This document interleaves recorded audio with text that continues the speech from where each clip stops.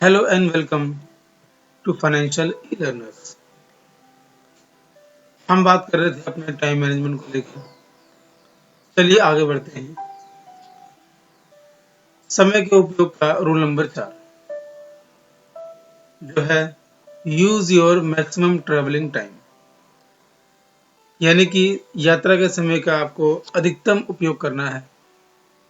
सफल व्यक्ति ऐसे काम करने की आदत डाल देता है जिन्हें असफल लोग नहीं करना चाहते। हालांकि सफल व्यक्तियों को भी वे काम अच्छे नहीं लगते, लेकिन उद्देश्य को याद रखते हुए वह नापसंद कामों को से मुंह नहीं मोड़ते। हर सफल व्यक्ति अपने 24 घंटे में से ज्यादा उपयोगी काम करना चाहता है। उसकी पूरी दिनचर्या ही समय के सर्वश्रेष्ठ उपयोग पर केंद्रित होती है। माइकल मर्डॉक ने कहा भी है, आपके भविष्य का रहस्य आपकी दिनचर्या में छुपा हुआ है। यात्रा आपकी दिनचर्या का एक महत्वपूर्ण हिस्सा है। आज हर व्यक्ति बहुत सी यात्राएं करता है जिनमें उसका बहुत समय लगता है। फर्क सिर्फ इतना होता है, जहां आम व्यक्ति यात्रा के समय हाथ पर हाथ रखकर बैठता है, वही सफल व्यक्ति अपने बहुमूल्य समय का अधिकतम उपयोग करता है। इसलिए समय के सर्वश्रेष्ठ उपयोग का चौथा नियम है, यात्रा का समय अधिकतम उपयोग करें। महात्मा गांधी यात्रा करते समय नींद लेते थे ताकि वे तरोताजा हो सकें। नेपोलियन जब सेना के साथ युद्ध करने जाता था तो रास्ते में पत्र लिखकर अपने समय का सदुपयोग करता था।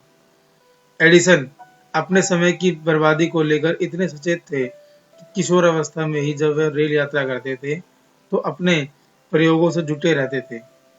माइक्रोसॉफ्ट के संस्थापक बिल गेट्स यात्रा के समय मोबाइल पर जरूरी बातें करके इस सिद्धांत पर अमल करते थे। बिल गेट्स ने तो ये एक बार अपने गैराज में ही अफ्रीका का नक्शा टांग दिया था ताकि जब वे अपनी कार का इग्निशन बंद करें तो उनकी कीमती सेकंड बर्बाद ना हो, बल्कि उनका कुछ उपयोग हो जाए।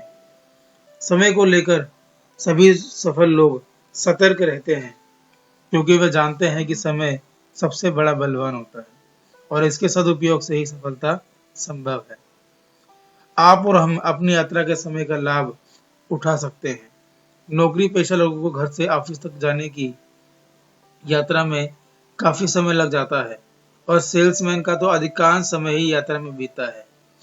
हमें ये जान लेना चाहिए कि अगर हम हर दिन 2.5 घंटे यात्रा करते हैं तो हमारे जीवन का लगभग 10% यात्रा समय तो यात्रा में ही चला जाता है।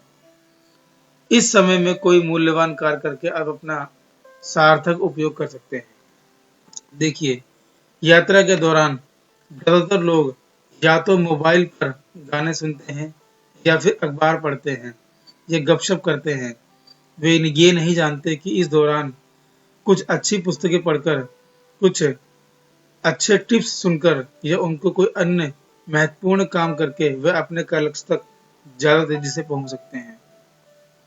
अध्ययनों के से पता चलता है कि आम तौर पर सेल्समैन का 45% कामकाजी समय यात्रा में गुजरता है। जाहिर है, जो सेल्समैन यात्रा के समय का बेहतर उपयोग करना सीख लेता है वह अपने साथियों की तुलना में ज्यादा सफल होता है।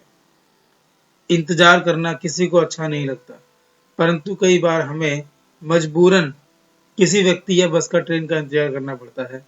इसलिए हमारे पास ऐसे छुट-पुट कामों की लिस्ट होनी चाहिए जिन्हें हम इंतजार करते समय निपटा सकें। यदि हमारे ब्रीफकेस में छुट-पुट काम तैयार रहते हैं तो हमें इंतजार में भी कष्ट नहीं होगा और हमारा काम भी हो जाएगा। मशहूर ब्रिटेन एस्ट्रोफिजिसिस्ट हेरमन बॉन्डी को इतनी यात्राएं करनी पड़ती थी कि वो यात्राओं के दौरान अपने ऑफिस का काम निपटा लेते थे। एक बार तो जब वे यूरोपीय हवाई अड्डे पर उनकी हवाई उड़ान में विलंब हुआ तो उन्होंने इस समय का उपयोग करते हुए एक रिसर्च पेपर लिख डाला। इसे कहते हैं यात्रा का सदुपयोग। जब आपके मन में किसी काम को करने की प्रबल इच्छा होती है तो समय निकल ही जाता है। फ्रेडरिक निश्चे की बात याद रखें, जब किसी मनुष्य के पास रखने के लिए ज्यादा सामान होता है तो दिन की पोशाक में 100 जेबें हो जाती हैं। समय का ध्यान रखोगे तो समय भी आपका ध्यान रखेगा। आज के लिए इतना ही। Thank you very much.